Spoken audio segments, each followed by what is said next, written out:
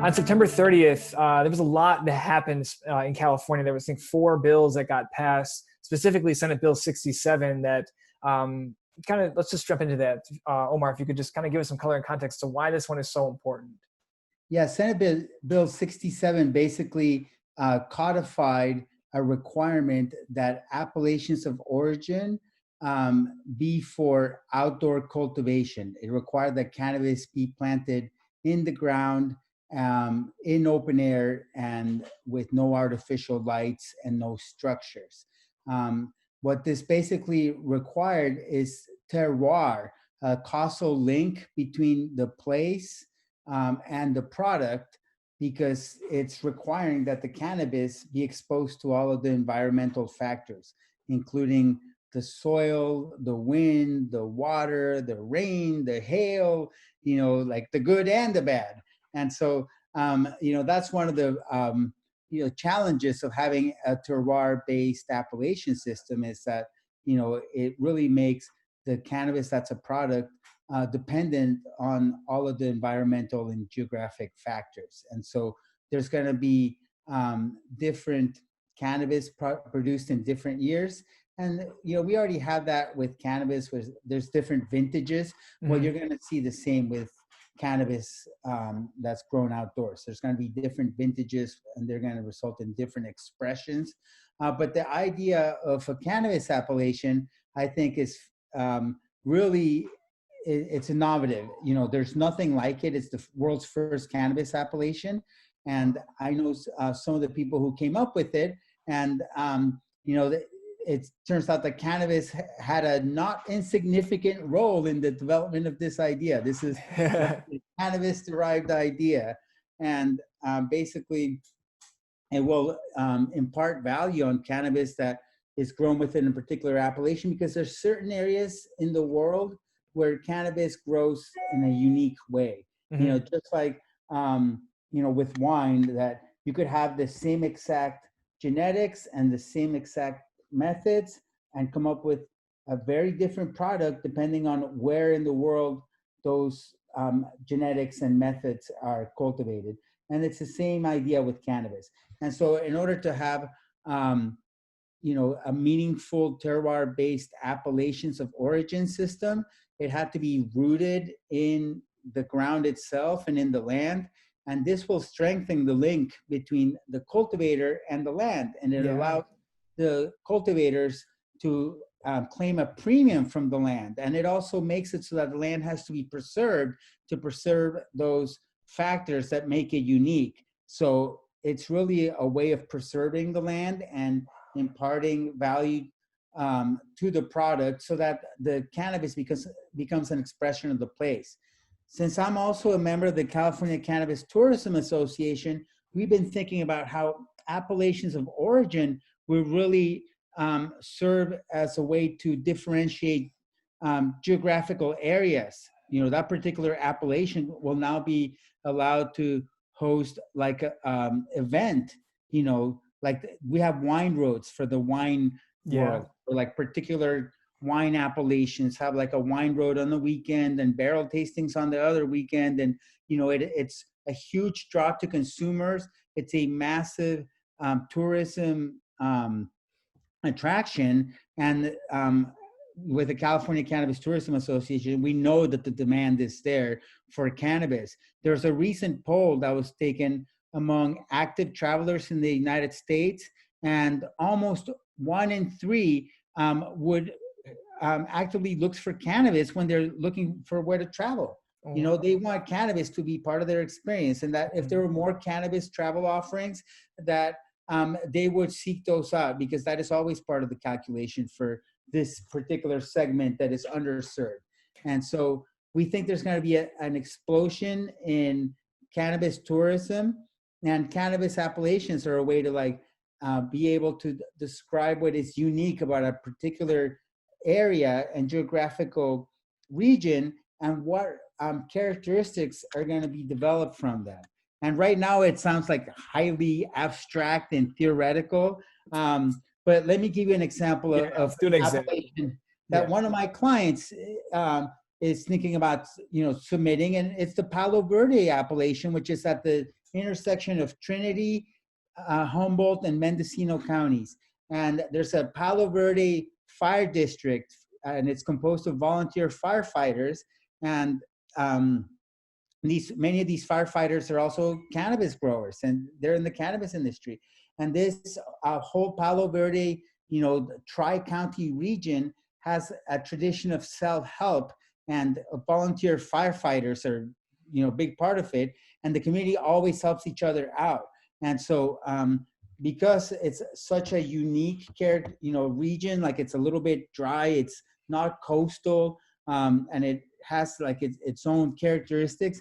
I think it's an excellent candidate for an appellation of origin.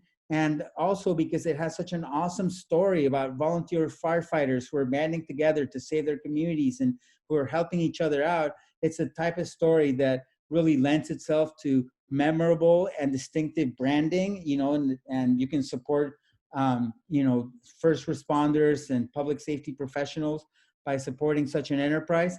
And so I think it's an example of something that's super exciting. And so in preparation for this petition, we now have to define the geographical area, which we kind of know, but the exact details of that territorial boundary. But now we have to figure out what makes it unique, what in the soil, there's going to be different types of soil, and the soil is going to imbue particular characteristics on the cannabis.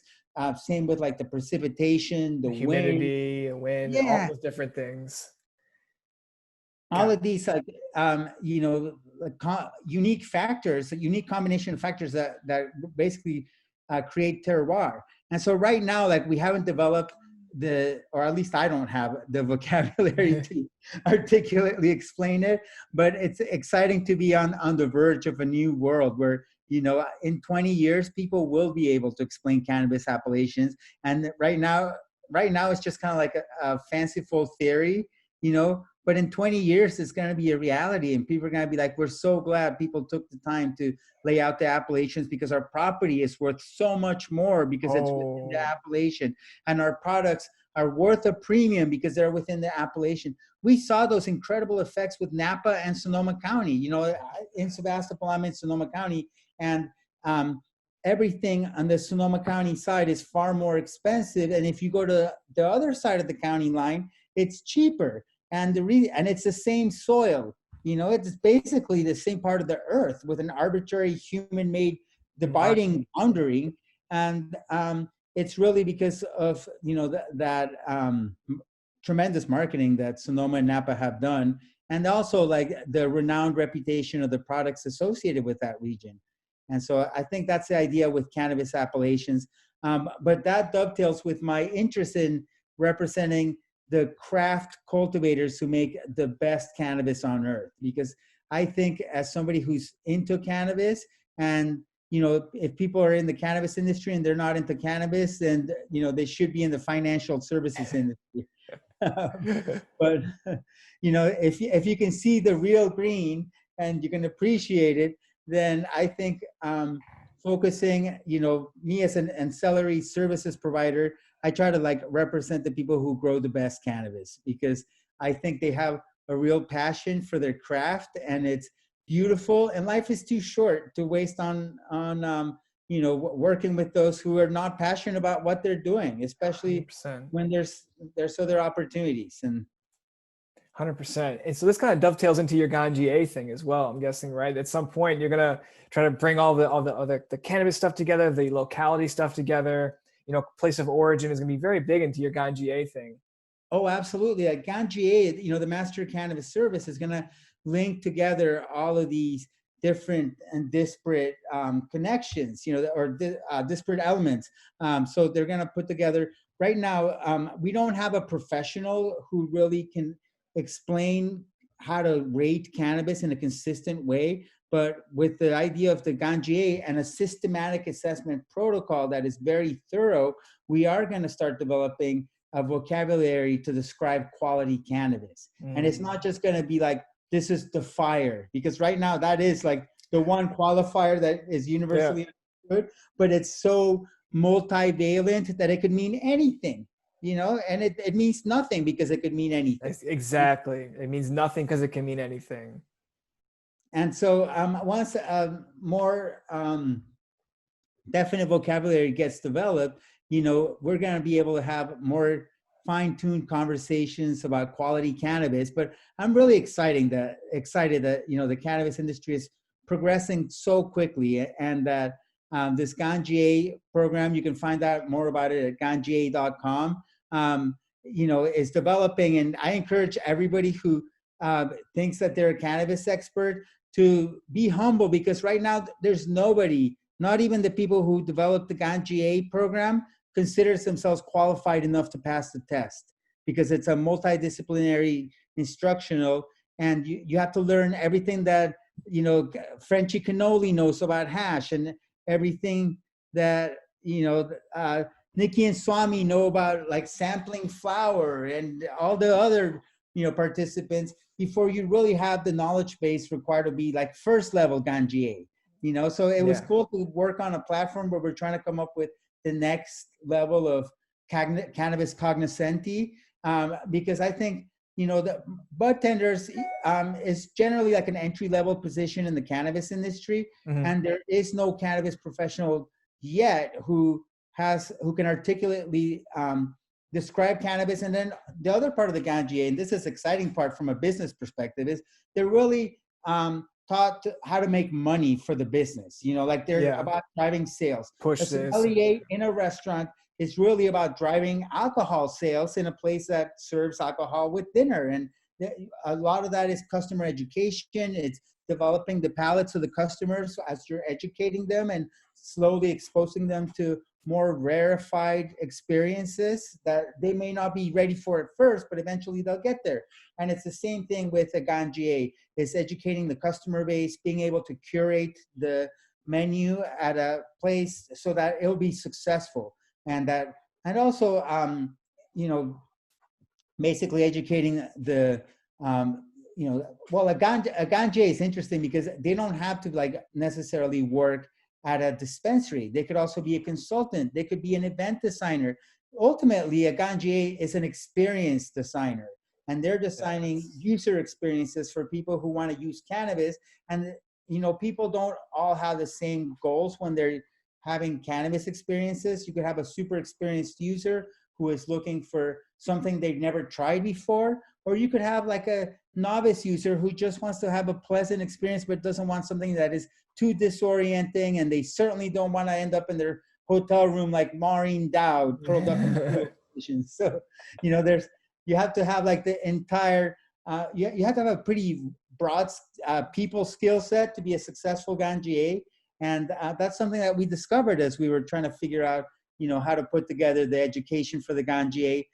What I worked on was on how to show the prospective Ganjiers how to actively how to actively listen. And active listening is like a skill that is taught to like healthcare professionals, or I learned it as a trial lawyer. Because in order to actively communicate with other human beings, you first have to listen to them. And as a trial lawyer, in order to listen to the jury, it all happens during voir dire when you're asking questions to the jurors.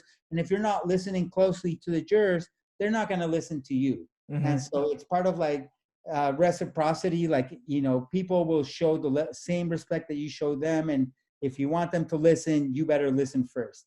And what we're trying to do with the Ganjier is teach them how to listen very closely, so that we'll never hear the complaint that is often heard about bud tenders.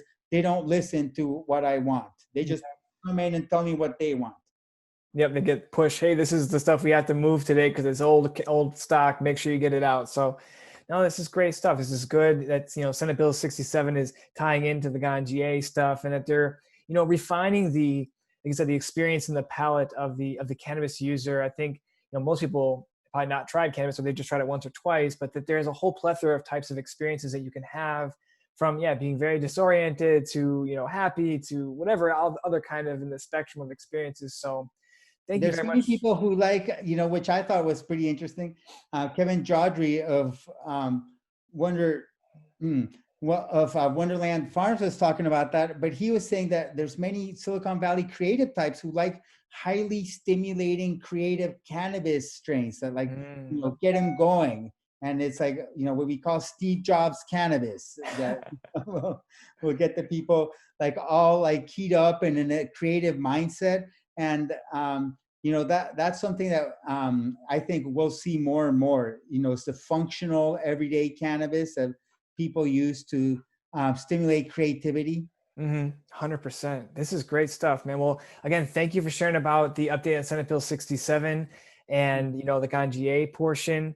We'll make sure that this gets into the podcast, but also this is a standalone video here. So, again, thank you for all the information back on this. Excellent. And then also, for many people who think that indoor cannabis is the very best there is, keep an open mind. I urge you to seek and find some full sun outdoor cannabis that was exposed to all the elements. You could try some Swami Select cannabis, and that is some of the, like really expansive, high energy cannabis that fills you with creative energy. And, that really shatters, I think, the myth that indoor cannabis is the best. I think like, with wine, indoor wine versus outdoor grapes, I'd probably drink wine made from outdoor grapes. Oh, yeah, yeah. And they get to the Nothing thing. like nuclear power of the sun. Exactly. There's that. And everyone, I think that the rave now and the discussion is like, oh, who can get the highest percentage THC? But you're really looking for the entourage effect. There's hundreds and Yes. hundreds of cannabinoids. Don't just make one the hero. They all do so many different things. And if you get to experience a different, certain amounts and different types of cannabis products, you'll be able to see the different effects. It's a nuance. You have to kind of be in tune with your body, have a little bit of a memory to remember what you did and did not like. But there's such a spectrum of experiences with cannabis. So very excited to see how these different types of things play out over the next, like I said, 10, 12, 15, 20 years, and, increasing the value of certain brands of cannabis that are from certain areas. Good deal. Awesome. Well, thank you so much.